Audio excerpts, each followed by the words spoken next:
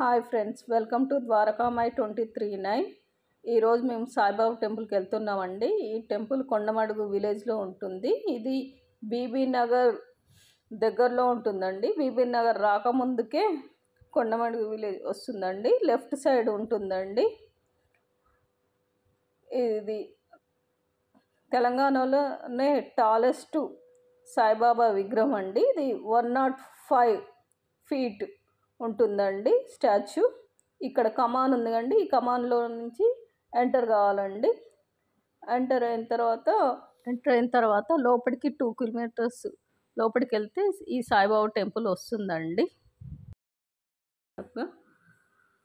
ఈ front side temple front side ఇలా విశాలంగా ఉంటుందండి. సాయిబాబా స్టాచ్యూ కింద టెంపుల్ ఉంటుంది, పైన స్టాచ్యూ ఉంటుందండి. ఈ సాయిబాబా విగ్రహాన్ని 2016లో ప్రతిష్ఠించారండి. ఇక్కడ వర్క్ 2012లో స్టార్ట్ అయ్యి 2016లో సాయిబాబా స్టాచ్యూని ప్రతిష్ఠించారు. ఇంకా కొంచెం వర్క్స్ జరుగుతున్నాయి, డెవలప్మెంట్స్ జరుగుతున్నాయి. సాయిబాబా చుట్టూ పచ్చని పొలాలు ఉంటాయండి. ఆ పచ్చని పొలాల మధ్యలో సాయిబాబా నిలబడి ఉంటాడండి. ఈ స్టాచ్యూ, ఈ సాయిబాబాని అభయ సాయిబాబా అంటారండి.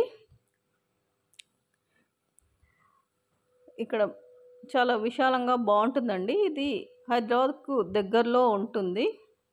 మనము సండే సాటర్డే వీకెండ్స్ ప్లాన్ చేసుకోవచ్చు అండి. మంచిగా వచ్చి దర్శనం చేసుకోవడానికి బాగుంటుంది. ఇవన్నీ బాగుంటాయండి దర్శనం చేసుకోవడానికి ఫ్యామిలీతో పాటు వచ్చేసి. తర్వాత ఇక్కడ దీనికి దగ్గరలోనే స్వర్ణగిరి టెంపుల్ కూడా ఉంటుందండి. మేము సమ్మర్లో వెళ్ళామండి, అందుకే ఇలా ఉంది. లేకపోతే పచ్చని పొలాల మధ్యలో సాయిబాబా చాలా బాగుంటాడండి. పచ్చని పొలాలు మంచిగా అనిపిస్తాడు. ఇక్కడ కన్స్ట్రక్షన్స్ ఇంకా వర్క్ జరుగుతూనే ఉందండి. కాబట్టి ఇక్కడ చిన్న చిన్న సాయిబాబాలని చెక్కారండి. ఇవి బాబావారి పాదాలండి. ఇది లోపల సాయిబాబా టెంపుల్ అండి. లోపల కూడా చాలా విశాలంగా బాగుంటుందండి, చాలా బాగుంటుంది. ఇక్కడ సాయిబాబా ఇక్కడ రథసారథి ఉన్నాడు కదండి, బాబా ఉంటాడు, రథసారథి కూడా ఉంటాడు. ఆ రథసారథి ఈ సాయిబాబా టెంపుల్ని కన్స్ట్రక్షన్ చేయించాడండి. లోపల సాయిబాబా విగ్రహాలు ఇలా ఉంటాయండి.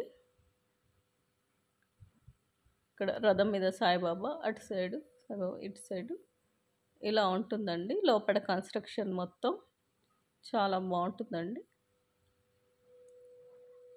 ఇలా విశాలంగా చాలా బాగుంటుంది. కొండమడుగు విలేజ్లో ఉంటుందండి. ఇక్కడ బాబావారి పాదాలండి. ఇక్కడ ఉండే సాయిబాబా అభయ సాయిబాబా అంటారు. సాయిబాబా విగ్రహం కనిపించినట్లయితే like and share and subscribe.